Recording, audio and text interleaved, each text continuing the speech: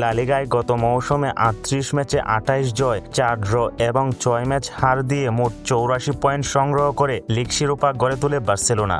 দ্বিতীয় স্থানে থাকা রিয়াল মাদ্রিদের চেয়ে ৪ পয়েন্ট বেশি নিয়ে চ্যাম্পিয়ন হয় কাতালান জায়ান্ট। দায়িত্ব নেওয়ার প্রথম মৌসুমেই দলকে চ্যাম্পিয়ন করেন কোচ হ্যান্সি ফ্লিক। তাই এই মৌসুমে তার প্রতি সমর্থকদের প্রত্যাশাটা একটু বেশি। লামিন ইয়ামাল, রাফিনহারা শিরোপা ধরে রাখার মিশন শুরু করবে আজ রাত মায়োর্কার বিপক্ষে ম্যাচ দিয়ে। ম্যাচটি হবে বার্সেলোনার জন্য বড় পরীক্ষা, দলের সামর্থ্য, ধৈর্য এবং নতুন মৌসুমের প্রস্তুতির জন্য।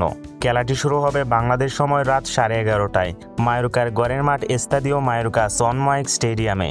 এই মাঠের প্রতিটি কোণে ভক্তরা আগ্রহ এবং উত্তেজনার সঙ্গে ম্যাচটি উপভোগ করবেন। গোলের মুহূর্ত, রক্ষণ এবং কৌশলের লড়াই সবই আজ রাতের এই ম্যাচকে নিয়ে যাবে অন্য মাত্রায়। গত মৌসুমে এই মায়োর্কার মাঠে ৫-১ গোলের জয় পেয়েছিল বার্সেলোনা। পরিসংখ্যান বলছে ২০০৯ সালে মে মাসের পর থেকে লা লিগায় এই মাঠে একবারও হারেনি তারা। গত ১৫ লিগ ম্যাচের মধ্যে ১৪টিতেই জয় তুলে নিয়েছে কাতালান। তবে পরিসংখ্যান যাই হোক, দুই দলই মৌসুমের শুরুটা জয় দিয়ে রাঙাতে চায়।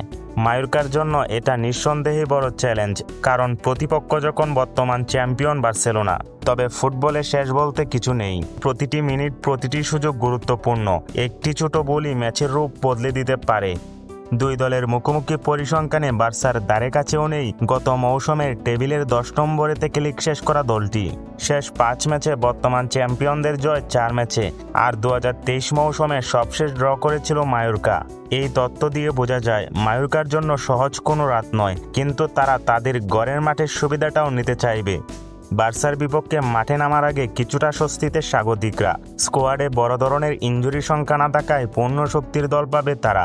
এই ম্যাচে বার্সেলোনা সম্ভাব্য তাদের প্রিয় ফরমেশন ৪-৪-৩-এ মাঠে নামবে। অন্যদিকে সফরকারীদের আক্রমণ ঠেকাতে স্বাগতিকরা সম্ভাব্য ৪-৪-২ ফরমেশনে মাঠে নামবে।